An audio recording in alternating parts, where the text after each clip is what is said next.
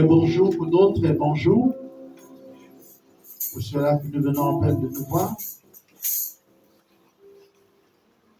J'espère que ce matin, nous allons passer un très bon moment à l'écoute de la parole du Seigneur. Alors, c'est le thème de notre message, c'est que Dieu fait pour moi. Le thème de notre message, c'est que Dieu fait pour moi. C'est que Dieu fait pour moi. Aujourd'hui, nous sommes dans le livre de Corinthiens, 1 Corinthiens chapitre 2, 1 Corinthiens chapitre 2, et nous allons lire le verset 9.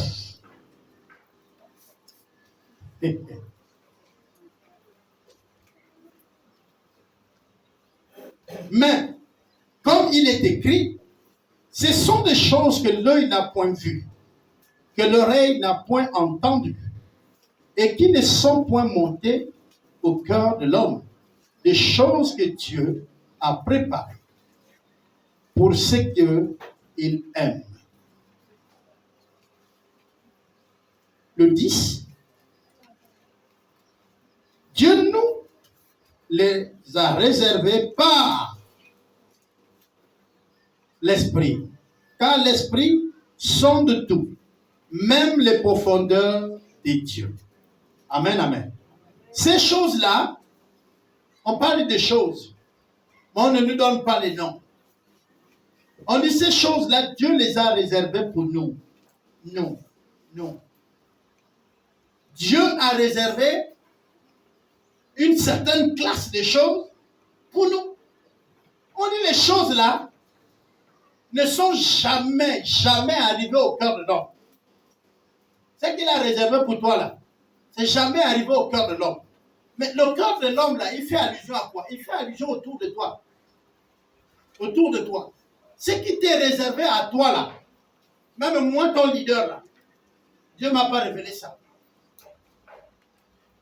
Et c'est parfois l'épreuve, la difficulté. Et une des choses qui nous amène toujours à lâcher ce que Dieu nous a donné et à chercher des coupables. Vous savez, dans la vie, il faut apprendre. Quand il y a une situation devant nous, il faut s'asseoir et apprendre de la situation. Pourquoi il y a ça? Et la question que beaucoup d'entre nous allaient se poser. La Bible nous montre beaucoup d'exemples. Des histoires agréablement bien terminées quand la Bible raconte cela. Parce que quand nous faisons la lecture, nous ne voyons pas des années. Nous ne voyons pas l'état de la personne qui vivait la situation. Mais il y a une situation similaire à un bonheur parfait à venir, à une promesse glorieuse d'une personne également qui n'a rien fait pour y arriver. Je vais parler de Joseph. C'est-à-dire que notre thème, c'était quoi? C'est que Dieu a fait pour qui? Pour moi. Il y a Joseph. Joseph est né dans une famille. On va dire chez nous ici, si on prend le Gabon, à la plaine. À la plaine, dans une plaine. Quelle est la plaine qui te vient en tête? Et il est né là-bas, dans un bled, un village d'une famille. C'était nombreux, mais c'était une famille. Voilà ce jeune homme auquel dirait qu'il avait une habilité avancée, une connaissance approfondie. Parce qu'on veut habiller. Mais il était dans une famille aussi noble, bien sûr. Mais Joseph ne nous parle pas des diplômes qu'il a. Et d'ailleurs, l'élévation de Joseph ne vient pas à partir des diplômes ou de la connaissance qu'il avait. La Bible précise qu'il fait les rêves. Et quand il fait les rêves là, Joseph n'est même pas l'expert à expliquer les rêves. Il va voir son père, il va voir ses frères, il a dit son rêve. Donc, il est ici dans le début d'initiation de quelque chose. C'est vrai, vous allez le voir devant, en train d'expliquer le rêve. Mais au départ, ce n'était pas ainsi. Lui-même, il a rêvé et il a demandé l'explication. C'est ce qui va causer les problèmes. S'il avait les explications, il n'allait pas partir dire à ses frères. Joseph fait un premier rêve. Il est élevé dans le rêve.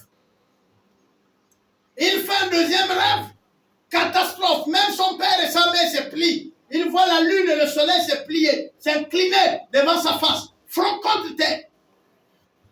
Quand il raconte, ça va soulever la jalousie. Mais vous savez, la jalousie est dans les cœurs. La jalousie est dans les cœurs. Et la jalousie habite très souvent nos maisons. Ceux qui étaient en train de vivre une jalousie qui bouillonnait, ceux qui avaient des volcans dans leur être, étaient les frères de Joseph. Ce n'étaient pas ses ennemis, c'était les frères.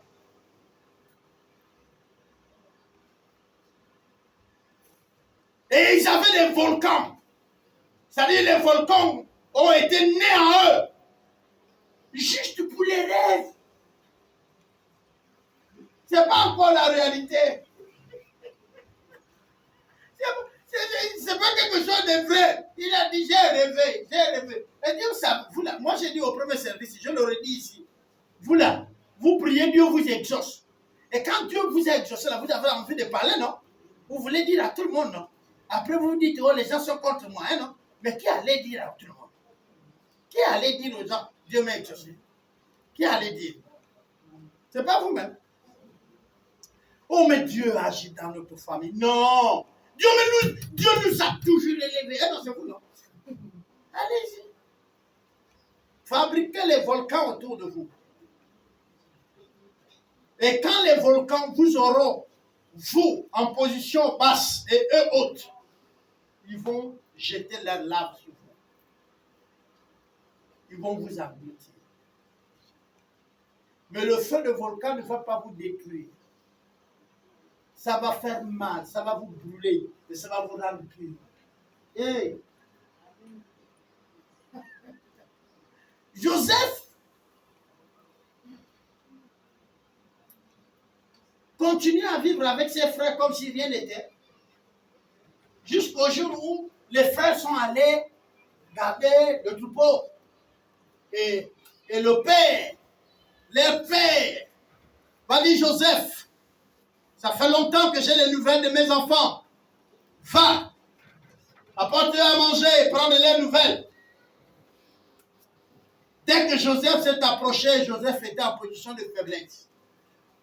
Joseph n'avait plus de secours. Plus personne n'était là pour les arrêter. Alors ils ont dit, c'est le moment de déverser notre volcan. C'est le moment de détruire. Et tous ceux qui sont jaloux, ils attendent toujours l'occasion de faire mal. Si même vous-même, vous dites qu'un jour, tu vas voir, que tu as gardé ça, c'est la jalousie. Que tu es en train de faire comme ton frère. C'est la jalousie contre ta soeur. Tu as gardé le moment où tu vas lui faire mal. Le moment où tu vas lui montrer qu'il avait mal agi là. Tu es jaloux ou jalouse. Et tu as gardé ça longtemps dans ton cœur. C'est pas bon. Dieu ce matin te dit, tu ne peux pas garder une telle chose en toi. Il faut enlever ça. Et ils ont gardé. Et quand ils ont eu l'occasion de faire mal à leurs frères, ils l'ont fait. Ils l'ont également tué. Seulement il est ressuscité après. C'est ça hein, la vie de Joseph. C'est la mort et la résurrection de Dieu. Il ressuscite et il règne dans sa gloire. C'est pourquoi Joseph va régner maintenant en Égypte comme roi. C'est pour montrer que nous aussi nous régnerons avec Jésus. Et qu'après sa mort, il règne en roi suprême. C'est pourquoi dans les derniers chapitres de l'Évangile, il dit tout pouvoir m'a été donné dans Matthieu, hein, sur la terre et dans le ciel. Allez-y, faites de toutes les nations des disciples. Là, c'est après sa résurrection.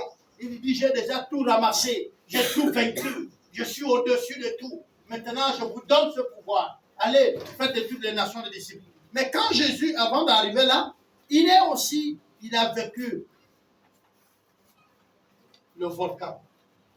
Il est passé par le feu. Jésus est passé par le feu. Il est passé par l'épreuve de la croix, l'épreuve de la tombe, avant d'être ressuscité. Et vous ne pouvez pas dire que vous marchez après Dieu, vous marchez après Christ, et que vous ne traversez pas cette période du volcan. Vous passerez par le volcan. Quelles que soient les années, quels que soient les détours que vous allez prendre, vous passerez par le volcan. Seulement, ce qui est malheureux, c'est que beaucoup d'entre nous, quand ils traversent le volcan, ils accusent les autres, ils changent les églises, ils viennent pour parler avec les gens. Non, non, non, non. Joseph n'a pas changé de famille.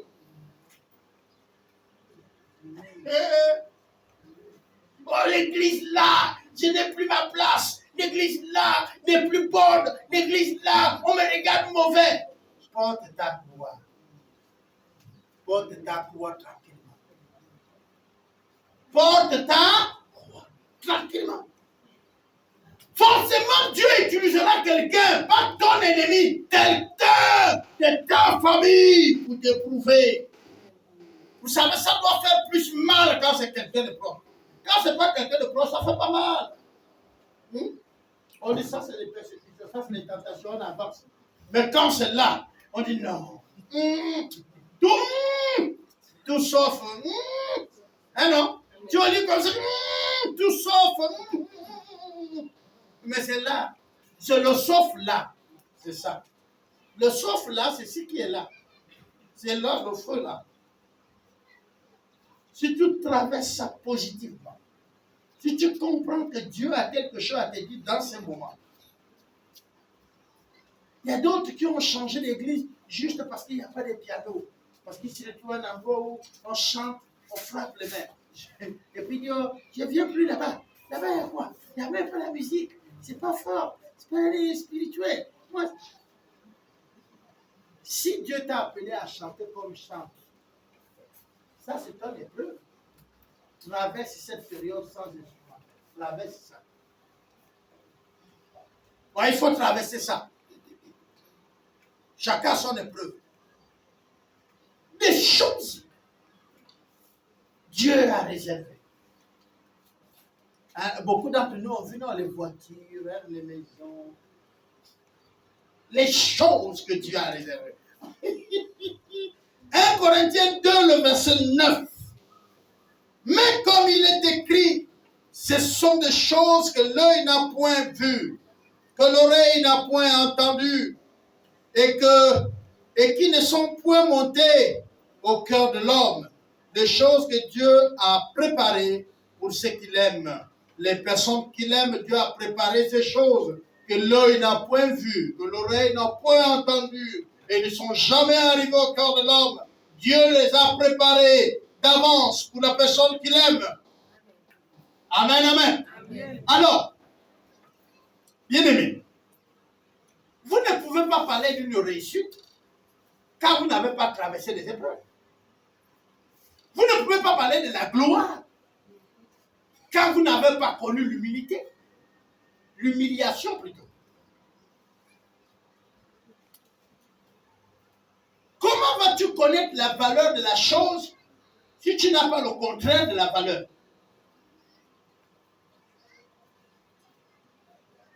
Donner à quelqu'un qui a toujours 10 000 francs, il ne connaîtra pas la valeur de 10 000 parce qu'il a toujours 10 000. Il n'a jamais eu 5 000. Il n'a jamais eu 1000 francs. Le jour qu'il va voir 5 000, 10 000, il comprendra donc que 1000 francs, 10 000 est beaucoup. Je ne sais pas si vous comprenez. Nous sommes là devant l'épreuve. La situation est critique. Les choses que Dieu réserve, souvent quand nous nous projetons, nous voyons la grandeur. Nous allons marcher de gloire en gloire, de victoire en victoire. Mais nous oublions que pour parler de la victoire, il faut un combat.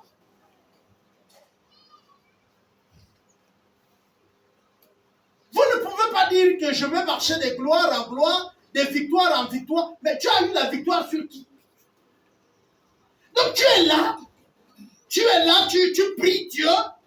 C'est-à-dire, dans notre façon de comprendre le christianisme, on a tellement minimisé les choses qu'on vient nous faire croire certaines choses bêtement. Qui vous a dit vous pouvez y arriver à la gloire, à la victoire, à l'élévation, sans que vous passez par le combat? Tu as eu la victoire sur qui pour que tu dis que j'ai victoire? Si tu es élevé, tu as été rabaissé par qui? Tu as été humilié par qui?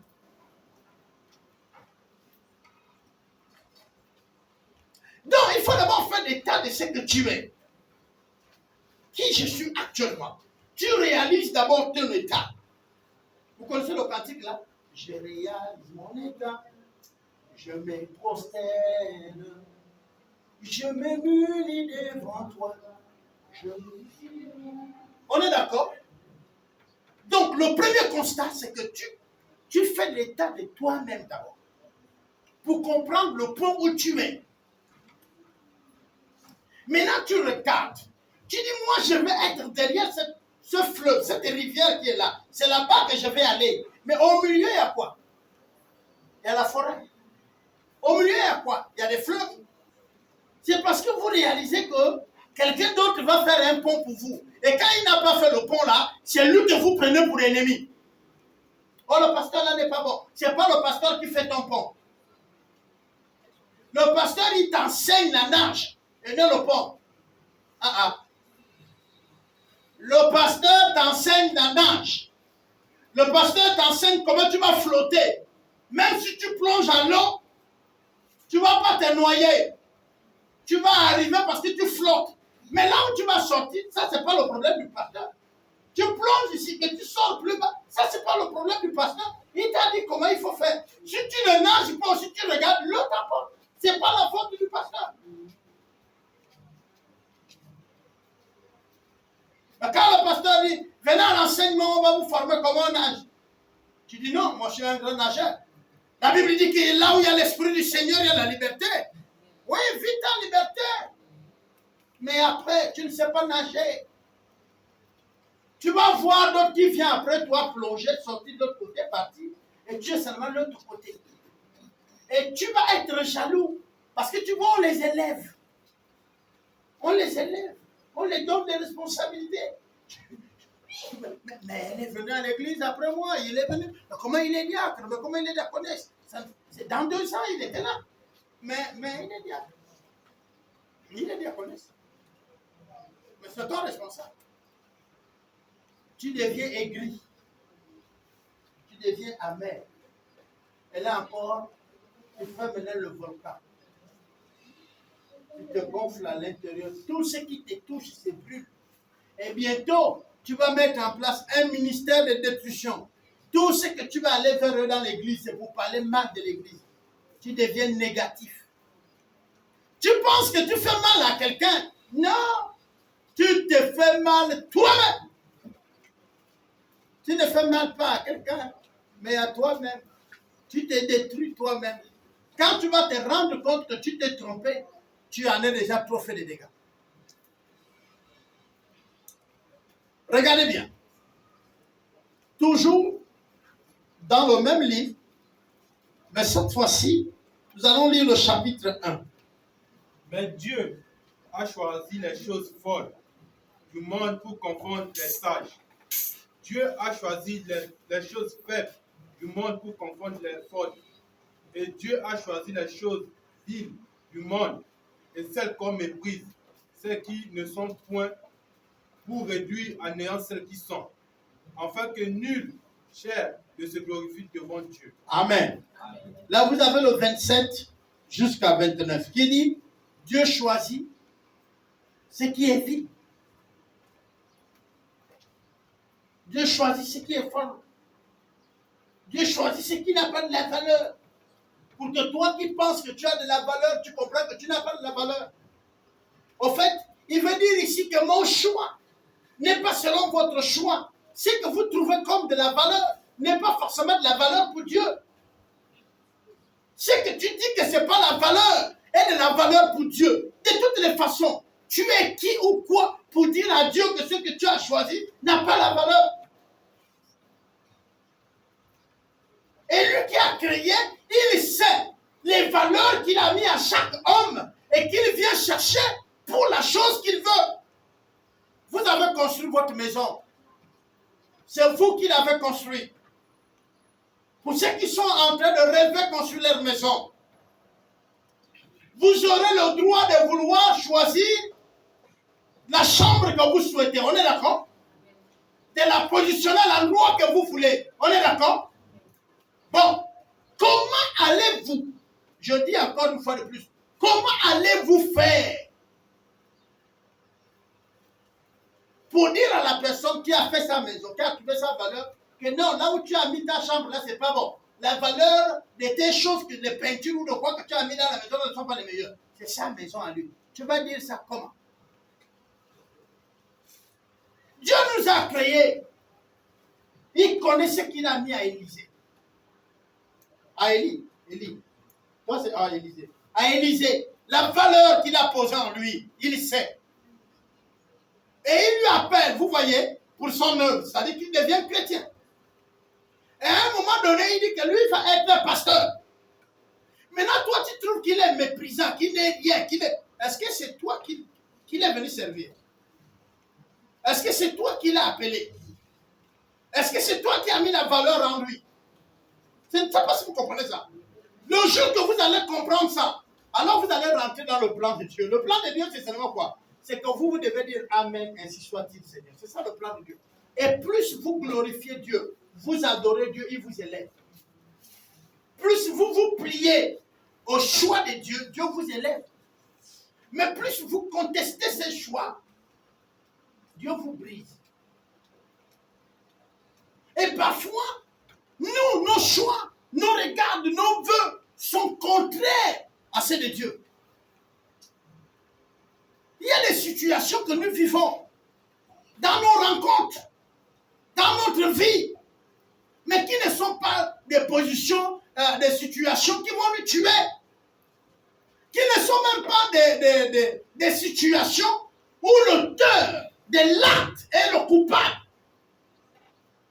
Ah, là je vais maintenant revenir à ce que je vous disais de Joseph et je vais parler de Jésus lui-même. Si les frères de Joseph, puisque nous connaissons la fin, si les frères de Joseph ne l'auraient pas vendu, ils l'auraient bien reçu, ils ont pris la nourriture, la donné les nouvelles, et il est reparti chez son père. Joseph serait roi.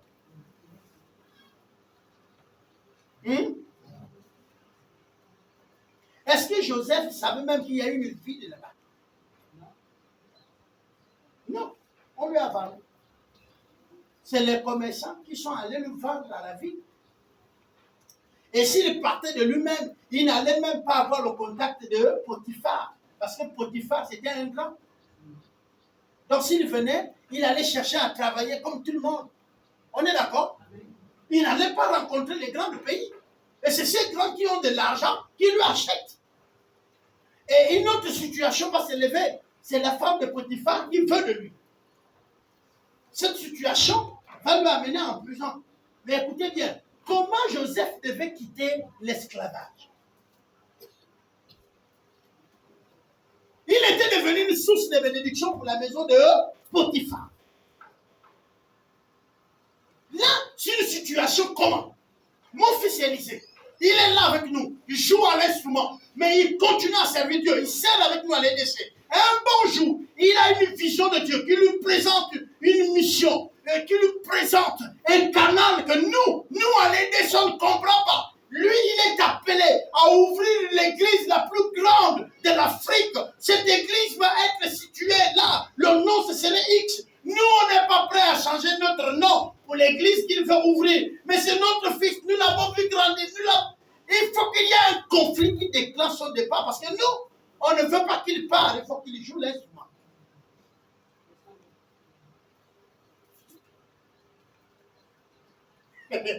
Il faut qu'il joue l'instrument. Il joue bien. Hein? Au point que nous sommes prêts à le garder musicien pour qu'il n'obéisse pas à ce que Dieu veut.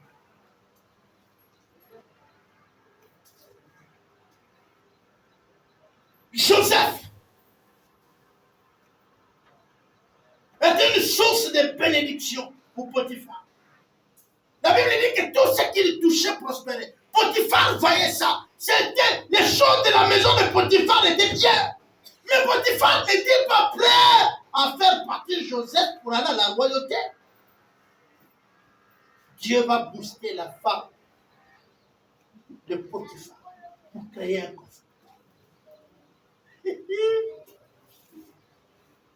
Si un bon matin, mon fils dit, papa, je ne te comprends plus. Je dis, mon fils, je ne te comprends pas. Papa, je ne te comprends pas. Je peux tisser ici, mets le pied ici. Je dis, non, papa. Le pied ici, je serai coincé. Je dois reculer, papa. Quand tu es sage, arrête-toi un moment. Dis, mon fils m'a toujours obéi. Vous connaissez l'histoire de l'âne et le prophète. Dis, mon fils m'a toujours obéi. Papa, qu'est-ce qui se passe? Papa, voilà ce que je vois. Je rêve la lune. Je rêve la lune, le soleil. Se prosterner. Si tu es un père sage, tu dis, mon fils, viens. Ah, j'ai vu toi. Je te bénis. Amen. Tu as besoin de quoi? Je mets dans tes mains. Pour que tu commences. C'est pourquoi Dieu t'appelle. Mais si tu n'es pas sage, je te sors d'ici, je te maudirai, ça ne marchera pas. Parce que celui qui nous tient n'est pas un homme, c'est Dieu. Amen. Amen. Vous me saisissez là? Amen. Là, Joseph ne peut rien contre sa volonté. La Bible dit qu'on l'a pris, on l'a jeté. Vous connaissez quand on dit de jeter? Jeter. C'est sans protocole. Potiphar rappelle seulement. Dieu, comme c'est un esclave, c'est un rien, il n'a aucune valeur. Mettez-le là-bas. Et on l'a mis là-bas en prison. Qui s'occupe de lui? Il mange ce qu'on donne là-bas. Là-bas, il ne fait rien. Il est là, il est prisonnier à longueur de journée. Donc il commence à interpréter les rêves. Lui-même, il a eu des problèmes avec les rêves. Maintenant, quand quelqu'un fait le rêve, il dit, bon, quand je vois ton rêve là, on dirait c'est ça, ça. Et puis, bon. Mais lui-même, il ne comprend pas que c'est maintenant la voie que Dieu est en train de le sortir de là pour qu'il réalise le rêve qu'il a. Et c'est là où vous allez comprendre le cantique qu'un frère bien-aimé chante, il dit, si tu as une vision, protège-la. Écris-la, garde-la quelque part. Protège la vision. Quelles que soient les circonstances, elle vivra. Je ne sais pas ce que vous comprenez. Là, Joseph se rappelle qu'il explique, il disait les rêves. C'est sûr que c'est là aussi qu'il a dit, mes rêves là, disait même, on dirait que mes frères là, on dirait, les rêves se sont réalisés. Regardez, l'espoir de Joseph, elle ne se pose pas d'abord sur Dieu. Il dit à ceux-là qui expliquent les rêves qui se réalisent. Il dit, quand ça va se réaliser, pense à moi. Il pense à moi, je suis ici. Pourquoi? Parce que Joseph, dans tout l'Égypte, il n'y a pas quelqu'un. Il n'y a pas. Oh, tu penses que qui va t'élever? Non, l'école. Si tu penses que c'est l'école, tu t'es trompé. Quand tu as fini, tu as ton diplôme, tu restes là, ma fille. Et puis tu dis, il y a un Dieu quelque part. Il y a un Dieu quelque part, j'ai mis les dossiers. Il y a un Dieu quelque part, souviens-toi de moi. Et il va s'en souvenir de toi. Si le fait que tu n'as pas de travail malgré tes diplômes commence à te rendre la main, tu commences à accuser les gens, oh, j'ai un oncle là qui me regarde, tu n'as rien compris. Tu n'as rien compris, c'est pas lui.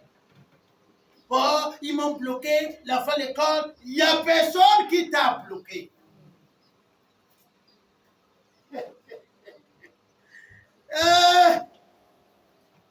Écoutez, si Dieu veut te faire ministre là, maintenant là, pendant qu'il y a le conseil des ministres, ils écrivent même ton nom sans se rendre compte. C'est-à-dire, ministre de la fonction publique, ils mettent ton nom. Hein. Oui, il y a une jeune là. Oui. Il propose, tout le monde, ouais, ça, c'est le bon ministre. Ouais. Tu es au chômage. On lit le soir comme ça, boum, toi, tu es de beaucoup. Mais qui a donné mon nom? Tu te dis, tu n'as pas un parent, il y a Dieu. Amen. Il y a Dieu. Lui, il change les cœurs. Voilà, il peut créer une situation au gouvernement à l'instant là. On vient te chercher. On cherche comme ça, on dit non, il n'y a que lui. Et la situation, quoi? Le rêve. Le rêve, il est un roi pour toute une nation. Dieu, il rend tout le monde ignorant de la compréhension de ce rêve. Les sages, il les a rendus bêtes. Dieu, le seul qui donne la révélation du rêve, c'est toi. Hey, tu vas arriver là où Dieu veut que tu arrives. Amen. Mais pas les pleurs. C'est par les larmes. Parce que quand tu serais de l'autre côté, tu serais déjà parfait. Il y a des choses en toi qui doivent d'abord brûler pour que tu sois de l'autre côté. N'accuse pas l'église. Oh, l'église là, on me regarde bizarrement. L'église là, il me fait souffrir. L'église doit te faire souffrir. L'église est humaine.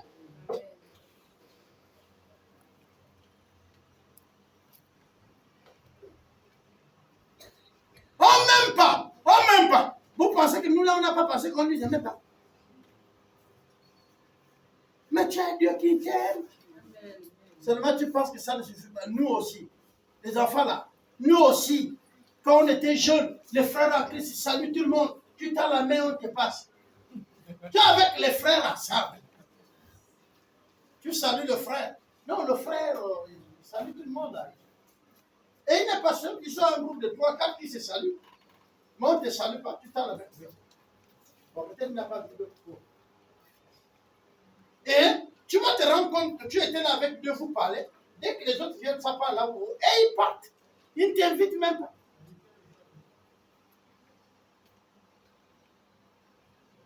S'il fallait abandonner le Christ, honorons-le le faire depuis.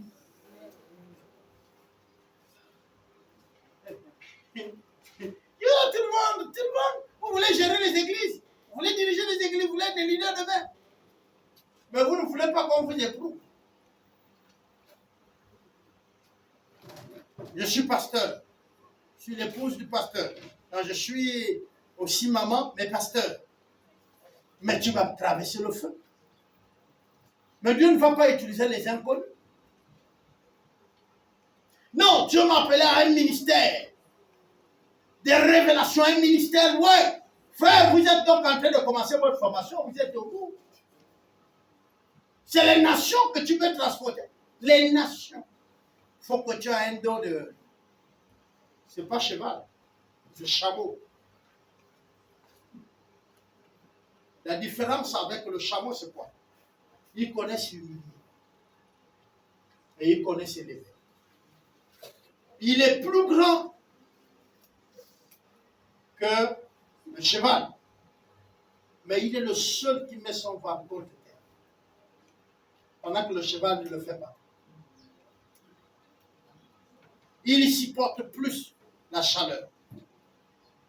Il a une bonne résistance à l'eau. Et il transporte plus de poids.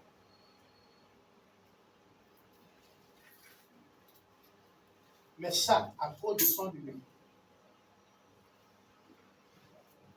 Est-ce que tu veux aller plus loin? Ce n'est pas le cheval qui te faut, c'est le chameau. Tu veux soulever quoi? Tu veux aller jusqu'où? Pour être dans un groupe ou pour conduire un groupe, il faut s'attendre à tout. Même ce que tu as fait de tout ton cœur, avec toutes tes larmes, peut être mal interprété. Je dis peut être mal interprété. C'est-à-dire que tu as pris ton argent, tu as pris tes efforts, tu as pris je ne sais pas quoi, mais tu as fait ça, tu as fait ça. Parce qu'à un moment donné, nous ne comprenons pas que même ce que nous faisons, nous s'aimons. Et que nous allons récolter. Mais plus tard. J'ai traversé mon feu. Imaginez que je craquais, je prenais tous les contours, je ne fais pas, et tout, je revenais. Ça va me faire du bruit, on sait quoi, il est venu, il a fait du bruit, non, au mariage de X. Tu aurais peut-être même gaspillé les relations. Parfois même, c'est même nous-mêmes, une situation que quelqu'un ne parle pas, tu veux qu'il parle. Ça veut dire que quelqu'un a décidé, il dit non, je ne veux pas. Bon, il dit tu veux, tu vas faire. Si celui qui t'a dit non aujourd'hui, demain il te dit, je te soutiens, voilà ma contribution, prends. C'est parce qu'il a compris. Celui qui t'a dit, je ne suis pas avec toi, je ne fais pas avec toi, je recule, je sors même du milieu. Il part. 2 jours après, quand il te dit, je reviens, reçois-le. Parce que c'est lui qui a compris. Mais nous, on n'a pas ça. Je soutiens, on va voir. Non! C'est simplement dire ces choses. Dieu a réservé les choses pour chacun. Quand on regardait Joseph, fils d'un berger, il n'est pas préparé à la royauté. Mais comment il se retrouve roi? Comment va-t-il gérer? Alors Dieu l'envoie chez Potiphar pour apprendre la gestion. Le nom qu'il a, c'est esclave. Mais le travail qu'il fait, c'est la gestion. C'est la même gestion que vous avez appris en tant qu'homme libre. La Bible dit que Joseph va être établi en tête de tous les biens de Potiphar. Je ne sais pas si vous comprenez. Ça veut dire quoi? Potiphar, s'il a les champs, qui est en train de concevoir la politique? C'est Joseph. Donc Joseph n'aura pas de problème demain quand il va maintenant régner comme roi. Parce qu'il faut aller voir, quand on lui donne cette position de régner comme roi, quel était son travail? C'était la gestion des greniers nationaux, comme étant le ministre de l'Agriculture.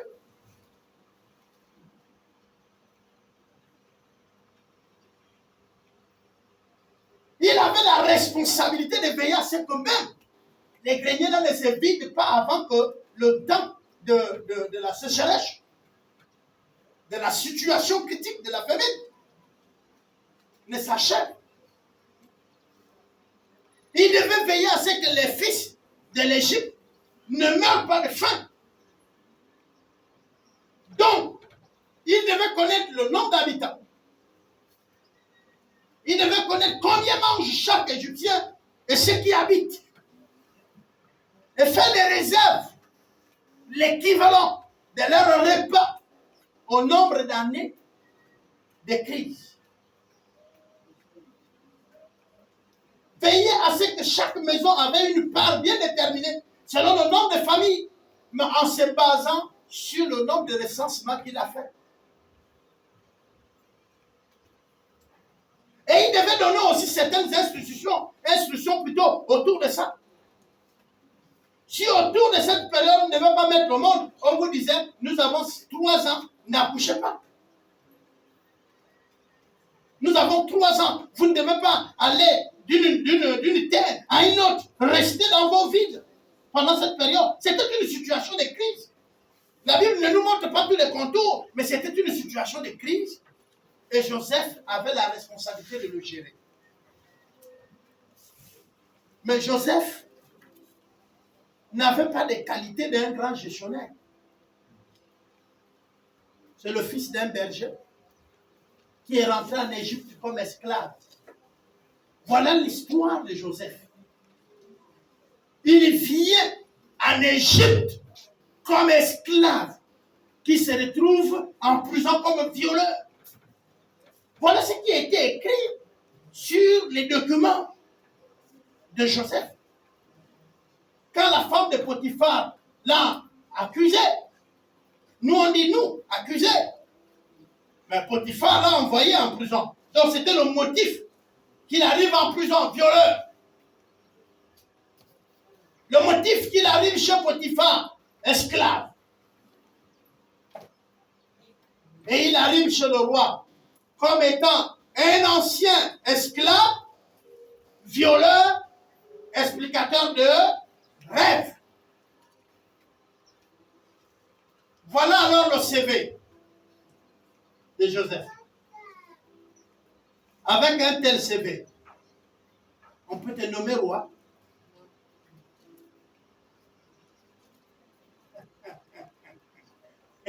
J'entends les Gabonais. Oh, lui aussi, le nouveau président, lui aussi, il a pour lui, non? Mais, les amis, je viens de vous dire là, que Dieu a des choses pour chacun d'entre nous, ok? Dans cette salle-là, se trouve le futur ou la future président de l'Assemblée, futur premier ministre. Dans cette salle se trouve le futur président gabonais. Là. Vous allez dire, quand je regarde là, il n'y a personne. Ah non? Regardez, prenez le cas par exemple de notre actuel président. Il ne fait pas la carrière politique, mais il fait la carrière militaire. Donc il a le dos tourné vers la politique. On n'est pas en train de le voir président, on est d'accord? Mais il est quoi?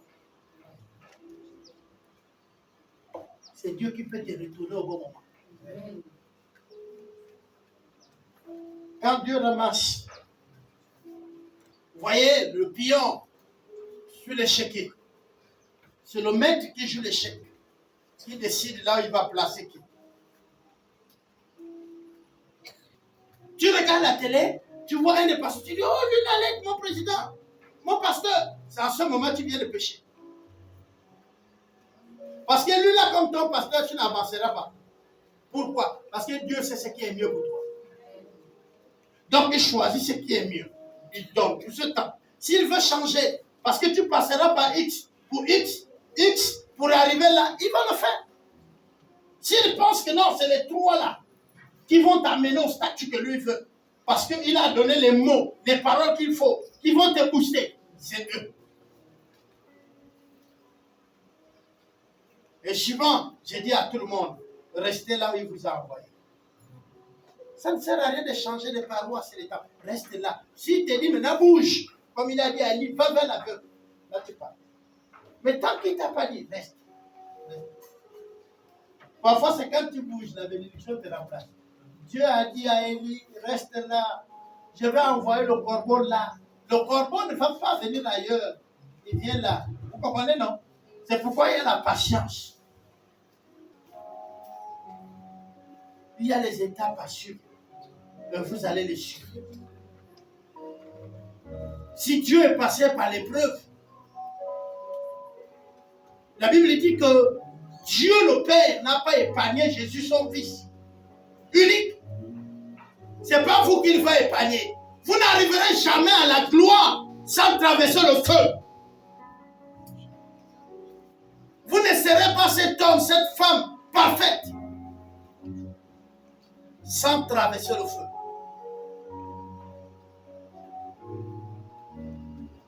La chronologie est simple, c'est connu. Confession de péché, acceptation de Christ, abandon de tout. Mais dans l'abandon là, il y a le feu là-bas. Hein? Il y a le feu. Il y a abandonné ton orgueil, ton moi, toi. Il a abandonné certains endroits qui nous procurent du plaisir de la vie, qui nous procurent la joie, les moyens financiers. On te dit non, il faut abandonner ces endroits-là. Si tu étais un expert voleur, on te dit maintenant, il faut que tu arrêtes de voler. Or, c'est quand tu volais que tu payais ta maison. C'était ton travail. On te dit arrête. Toi, tu penses que voler est facile là pour toi, parce que tu es un petit minimum que les parents ont donné, tu es bien. Mais il y a ceux qui vivent que du vol. Au Gabon, nous ne connaissons pas le phénomène des enfants sans abri. Mais allez-y autour des autres pays là. Il y a des enfants que les papas apprennent à mettre au monde depuis la petitesse, 7 ans, 8 ans. C'est ici là, un enfant fait une matinée, vous ne le voyez pas, vous commencez à chercher, à courir à la police. Il y a ceux qui sont partis depuis 5 ans de la maison de leur père. Aucun père ne cherche, aucune mère ne cherche. On ne peut même pas déclarer enfant perdu. J'ai suivi un documentaire de la RDC. J'ai suivi un documentaire du Nigeria, des enfants du ghetto. J'ai suivi d'Abidjan, les bébés noirs. pour qu'il mange, il doit t'enfoncer le couteau. Il n'a pas de travail. Donc tu as fait ton marché, tu as ton sac de riz, lui te met le couteau ici, il dépose le sac de riz, tu pars, tu gardes ta vie. Ou je te déchire le ventre et je prends le riz, tu déposes le sac. Maintenant, quand il a Jésus, on lui dit tu ne dois plus faire ça. Mais c'est sa source de revenu, le braquage. Sinon, il mange comment? Vous n'avez pas une idée. Vous voyez tout de suite, vous trouvez que c'est le mal. Mais est-ce que vous avez déjà vécu sans le soutien de vos parents? Quand vous allez vivre ça, vous allez apprécier vos parents. Vous allez les dire merci. Vous allez les respecter. Vous mourrez même pour une assiette qu'on vous demande de laver.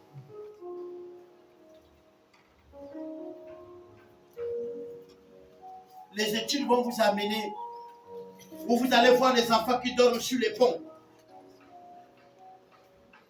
Tu vas croiser un enfant intelligent. Il t'aide même à résoudre des équations. Mais il dort au pont. Et toi, tu vas à l'université.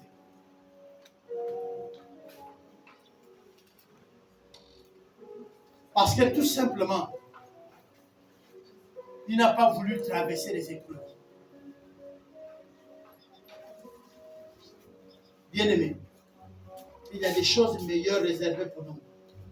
Des achats pour Dieu. Tu dois payer le prix. Nous allons prier.